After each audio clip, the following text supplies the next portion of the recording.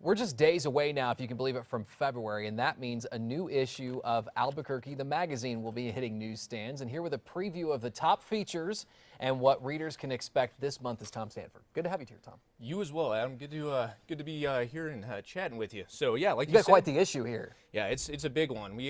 It's actually our inaugural coffee issue. So I wondered about that. This is a subject, as I said at the top of the hour, that's sort of close to my heart. I love coffee, and when you work early mornings, you almost have to have it. So what did you find out? that's right. You know, we went around to like at least maybe 20 or 30 of the best local coffee roasters, best local coffee shops. Really? Just found out what really makes their brews the best. You know, and it was kind of it had like an educational factor to it as well. So you know, like the difference between Robusta coffee and Arabica coffee. You know, and really where that comes into play. Right, stuff that confuses maybe the average person. Absolutely. We're the average people, you know, at ABQ the Magazine. And So your answers are here. yeah, absolutely. We all got together and we thought, hey, what should people know about coffee, you know? And what kind of coffee around town do we really love and should we share? I like to hear that, right? Because that you're helping folks do the work that they might otherwise have to do, right? Absolutely. We actually got our other staff writer in on it too. He took the Coffee 101 class at New Mexico Pinon Coffee Company, right? And anybody can take that class. Like you could go there on a Saturday as long as you RSVP,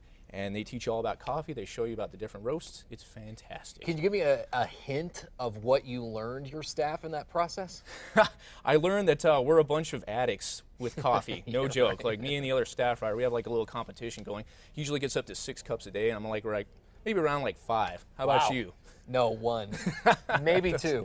Gotcha. Any personal favorites across the city? Yeah, actually, the Nitro brew from Via Miriam Roasters. It's canned. It's a cold brew that's canned, and they can it with a little spurt of nitro in it. So not the actual gas, but you know, nitrogen. And so it kind of gives you a kick. It's almost like alcohol. It gives you a buzz. Interesting. So I loved it. Okay, so that's it here in the issue. What else? What else are you covering this month? Of course, it's February, the month of lovers. You know, we got weddings coming up here pretty soon. So speaking of that, I actually got invited out to Milwaukee to do a behind-the-scenes interview with all the performers with Cirque du Soleil's Verikai. They're actually coming here to town, February 15th or 11th to the 15th at the Santa Ana Star Center.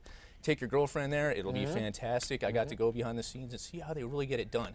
It takes like the power from 14 houses just to run that show. That's incredible. I know a It's lot of ridiculous. interesting performers in that whole thing too. All right, the best brunch spots in Albuquerque. You tackled a lot of breakfast, early morning stuff in this issue. Yeah, it's going along with the theme of coffee. I mean, we just could not help ourselves. You know, I mean, a lot of the good coffees around town also have great brunches. Like, let's see, the Grove has the Croque Madame sandwich. I feel like calling my wife and telling her I'm cheating on her every time I had that because it's so good. I love it, right? So we went around town, checked out all the brunches like that. I think we went to 9 different places and just showcased what they were like, you know, the vibe from them and what they had to offer on brunch.